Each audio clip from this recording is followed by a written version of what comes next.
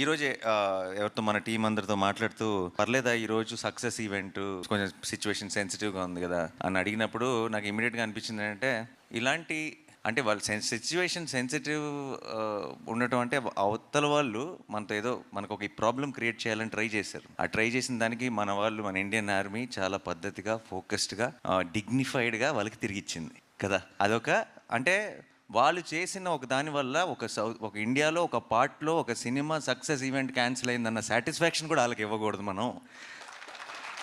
మా అంటే అసలు ఏమీ టచ్ చేయలేకపోయారు అన్నది కూడా ఒక స్టేట్మెంట్ పాస్ చేయాల్సిన బాధ్యత కూడా మనందరికీ ఉంది టీమ్గా.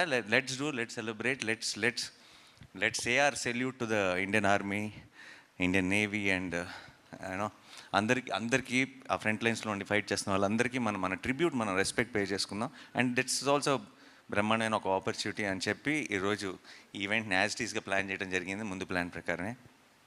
సో టు ఆర్మ్డ్ ఫోర్సెస్లో ఉన్న అందరికీ కూడా నా తరఫు నుంచి, టీం తరఫు నుంచి it's a big salute. Thank you so much. మీరు ఉన్నారు కాబట్టి మేము బయట అసలు ఇక్కడికి వస్తున్న చోట ఏది అన్ని పనులు సాఫీగా జరిగిపోతున్నాయి. అసలు ఇక్కడ మనం అప్పుడప్పుడు వింటుంటాం ఆ దేశంలో యుద్ధం, ఈ దేశంలో యుద్ధం అని. అక్కడ పరిస్థితులు ఎలా ఉంటాయి అప్పుడప్పుడు వీడియోలు చూస్తుంటాం.